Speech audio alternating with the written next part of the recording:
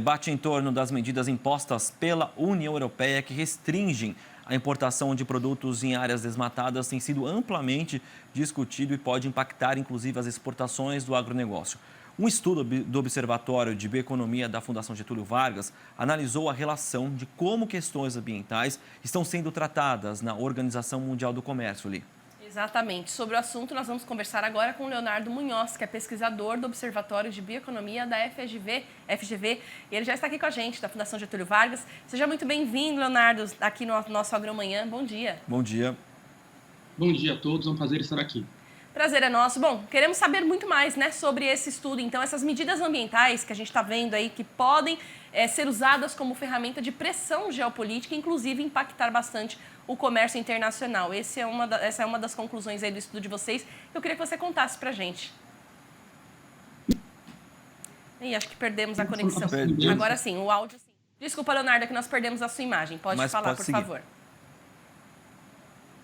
Justamente para analisar como as medidas de proteção ao meio ambiente estão entrando na pauta do comércio, né? Porque a OMC ela trata questões ambientais como uma exceção ao Acordo Geral de Tarifas de Comércio e outros acordos como o de barreiras e também o de sanitário. Ou seja, a princípio, a proteção ambiental ela pode justificar restrições ao comércio. Porém, as próprias leis do comércio também, ela fala que não pode ferir os princípios basilares, ou seja, elas não podem ser arbitrárias ou discriminatórias, portanto, não podem ser protecionistas. Certo. E nesse sentido, como é que lidar com essa dicotomia? Como a Organização Mundial de Comércio trata essas questões ambientais no direito de comércio internacional e aí combatendo, inclusive, essa questão de protecionismo de mercado? Então, isso é uma questão assim complicada, porque a OMC ela tem entendimento de que as preocupações ambientais ela está entrando nas relações comerciais. Porém, essa medida pode camuflar algo protecionista. Né? Então, aí entra a OMC como órgão para tentar regular e decidir se essas medidas de fato são para proteção ou são para preservação do comércio de um certo país. Tá? Nós temos um histórico de precedentes da OMC em que você vê como é que o órgão vem justificando e vem baseando suas decisões. Né? A princípio, ela vinha se justificando meramente no acordo de comércio e não usando outros instrumentos do direito internacional, como declarações e tratados ambientais.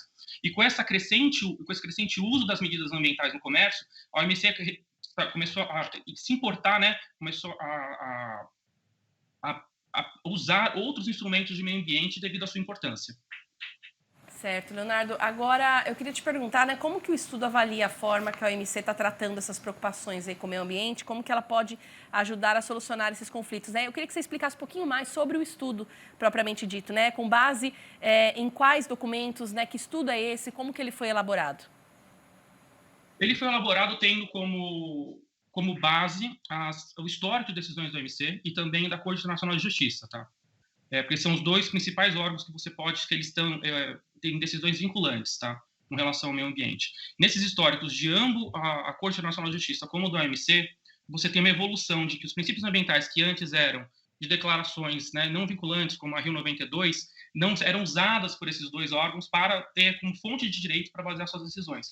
E agora, com a evolução e o aumento da preocupação ambiental, principalmente com relação ao consumo e na nova ética de consumo da sociedade, esses órgãos estão usando cada vez mais princípios do direito internacional de meio ambiente e de outros instrumentos ambientais, como a Convenção de Biodiversidade, o Acordo de Paris, para basear suas decisões. Ou seja, o meio ambiente está sendo usado já como uma fonte de direito internacional.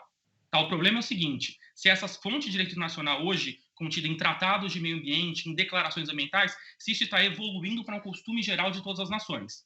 Tá? A princípio, até hoje, se tem um movimento de evolução desses princípios para um costume geral, mas, porém, isso ainda não é cristalizado e ainda não pode ser observado nas decisões da OMC.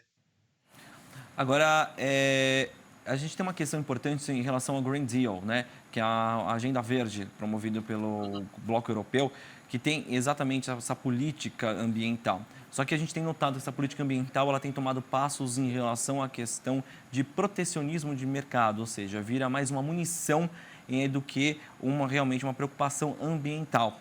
Nesse sentido, esse estudo de vocês, ele vai ter alguma sequência em relação a isso, a inclusive virar um objeto até mesmo de avaliação lá fora, para que essa questão de guerras aí, de mercados, sejam mais tranquilas, tenham aí um arrefecimento, podemos dizer assim? Sim, o estudo já levanta isso. Toda medida ambiental, ela também pode ser protecionismo, né? Você sempre tem uma pauta ambiental que pode ser usada para camuflar uma medida que proteja certo mercado. No nosso estudo, a gente já levantou uma medida, por exemplo, essa medida agora do desmatamento europeu, da taxa de carbono, né, de fronteira. O MEC e o OMC pode reagir a isso. Nós já levantamos alguns precedentes do OMC de que a União Europeia e um outro país não podem projetar a sua jurisdição para outros países de forma a proteção, porque isso de fato pode camuflar, né, alguma medida protecionista ou também pode ferir a soberania de outros países.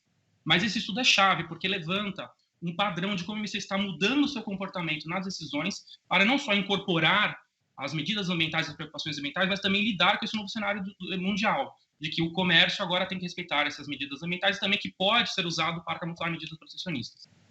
Tá aí, muito interessante, né? E de fato, como vocês já concluem, né, também essa pressão geopolítica que pode ter impacto no comércio internacional. Uma última pergunta, Leonardo: quais os impactos de fato para o Brasil que essa decisão da União Europeia pode trazer, né, para o agronegócio especificamente? Bom, essa decisão nessa futura diretiva da União Europeia não é uma surpresa, isso já vem sendo feito há um certo tempo, tá?